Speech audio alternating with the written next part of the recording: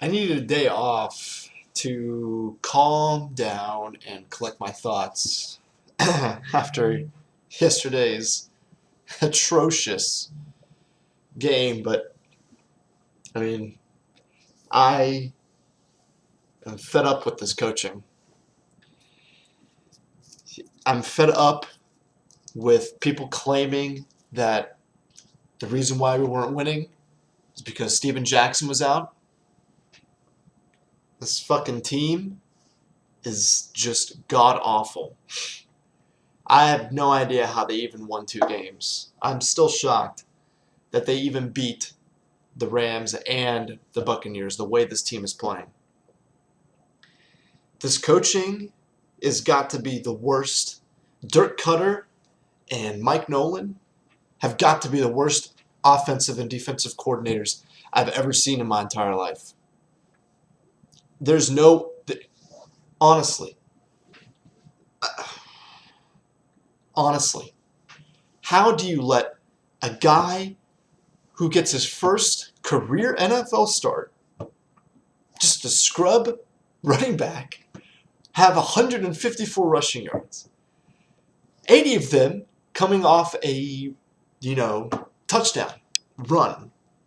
What the fuck are you guys thinking? How is this team?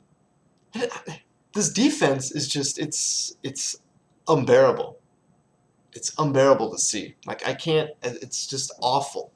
It's completely garbage. And then on the offensive side of the ball, you think, well, Matt Ryan, he looked pretty good last week. He was 20 for 26 with 3 touchdowns. You're thinking, you know what? Maybe Matt Ryan can work well with these receivers. Fucking the worst play calling I've ever seen in my entire life. And it was justified. It was justified when it was in the 4th quarter. Okay? 4th quarter, you're down by 14. All right, you've got 6 minutes left. You got to score a touchdown, obviously. You got to keep the drive alive. It's 3rd and 12. Okay? It was 3rd. I'm looking at the play because I can't believe. It was 3rd and 14. Okay? 3rd and 14. The Falcons had just gotten the ball after they got the onside kick. Momentum is kind of swinging their way. They scored a touchdown. They're down by 1 possession. It's 3rd and 14 at the Arizona 46. And you're thinking, well, this is obviously 2-down territory, but let's just try to go for the first down. What does Mike Nolan, what does Dirk Cutter call for? He calls for a fucking screenplay. There were so many screenplays that were thrown in this game. I'm thinking, what the fuck are you doing? You're down by 24 or 21 or whatever the hell it is. Why are you running screenplays? You don't have fucking running backs to run screenplays with. Steven Jackson looked like utter garbage. 6 carries for 4 yards. Man, great signing. We got another 2 years left with him, and he's already 30. So do the math there. We have horrible penalties at the wrong times. We have 5 or 6 false starts in the game. This offensive line just looks like utter poop. And people want to, well, aside from that, people want to say, well, the offensive line couldn't provide blocking for them. That's bullshit. Because this offensive line didn't allow a sack to Matt Ryan for at least 2 or 3 games. Even when they played against the Patriots and against the Jets, they didn't give up a sack. So it's not the fact that the offensive line couldn't do any push. It's the fact that these running backs suck. Okay? You have an old man, 35-year-old dude who barely even rushed for over 1,000 yards last year.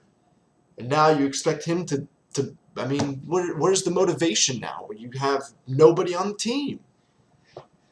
And then Mike Nolan gets utterly blitzed by a 58-year-old Carson Palmer. It was a 3rd and goal, okay? Larry Fitzgerald is wide open. How the hell is no one covering this guy? He's wide open. I saw an interesting stat. There was a stat earlier than it was the first drive of the red zone. Before that score, teams were 22 out of 22 in the red zone against the Falcons. When essentially saying that when you're in the red zone, when you're in the red zone against the Atlanta Falcons, you're going to score a touchdown.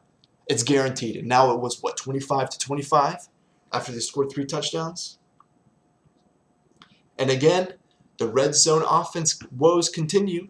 You drive down the field on the second drive of the game after you got forced 3 and out, or third drive of the game, and you settle for a field goal. And then after the interception, you're thinking, okay, well, at least we can have a 10-0 lead. No. This fucking team somehow creates opportunities and yet drives down the field. And even after Matt Ryan threw 4 interceptions, had we scored those first 2 touchdowns in the first and second quarter, it would have been a ball game. It would have been 21-27 instead of 21-6 or 27-6. I mean, seriously, if a friend of mine pointed this out, and I mean, I gotta agree with him. If you're a struggling team, if you're a team that needs to find some sort of identity, if you're just having trouble with these plays, just test them out on the Falcons, and they'll work like fucking magic. If you desperately need a W to get into the playoffs, just play us, because we'll easily give you the win. We have these horrible coaching assignments. We blitz on almost every play, so every guy is open. Carson Palmer looked like Peyton Manning, aside from the 1 interception, that terrible throw that he threw essentially right to Asante Samuel. Aside from that, he looked untouchable. He was throwing darts all over the field to Larry Fitzgerald and God knows who what. And then you had this running back, Andre Ellington, who fucking got like 2 or 3 carries in the previous games before then, gets 15 carries for 150 yards, just shits on us on the defense. This team is just, my God. It's like it's as if Falcons, you can't surprise me. There's no way. I already know what's coming. Oh, wait a minute. You get this inept coaching play calling from our offensive coordinators who all of a sudden, even before the game started, I read a report on ESPN. We're not going to use the no huddle. Our players aren't experienced with the no huddle, so we're not going to use them. Why would you say that? What the fuck? You're gonna abandon the one area of your game that actually works. You're not going to use the no huddle. So you decide to run 15 screen plays on a 3rd and 14. A wide receiver screen, nonetheless. It was a wide receiver screen. Who does that anymore? I'll tell you who does that. Peyton Manning and that team. Because they actually have, they have good wide receivers. And I know, had we had Julio Jones and all that other stuff, but, had we have Julio Jones and Roddy White, we would run those plays. But you got to think about this. We don't have those players anymore. You got to dumb the playbook down, okay? Not to sound, you got to elevate your playbook from elite wide receivers to, average wide receivers. You can't be running these complex plays. It's not going to fucking work. It won't work. And then fucking just run these stupid plays. These 3rd and 14 screen plays. These 2nd and 15 screen plays. Where are the slants? Huh? That's what I mean. Just run a slant. I would have much rather you attempted a slant and been an incomplete pass on a 3rd and 14 than you fucking run a screenplay. This is just fucking dumb ass play calling. And now we get to play Carolina.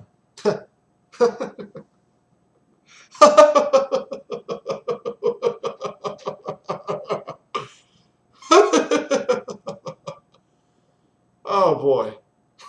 That's going to be fucking destruction. Oh my God. Carolina looks sick this year. Okay? They look fucking awesome. Cam Newton has finally found his mojo.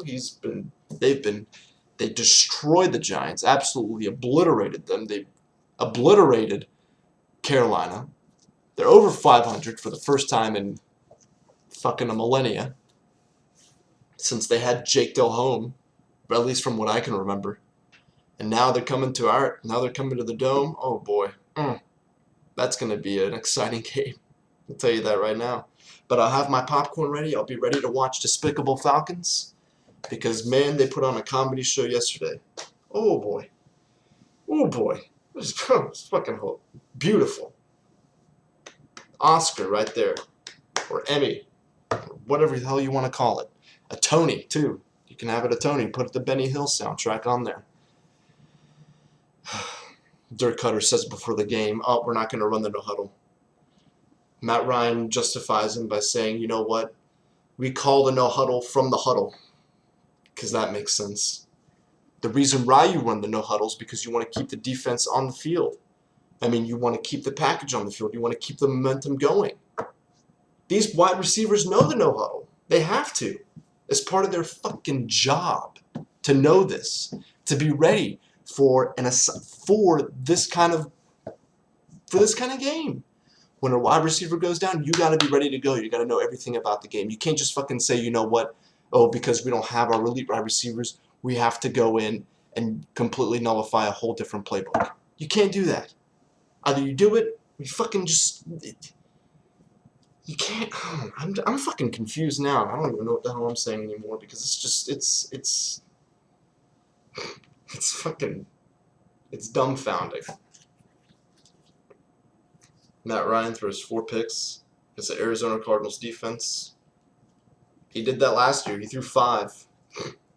So I don't know what about it. I don't know what it is about the Cardinals. Does he fear that the... I don't know. I can't even tell you.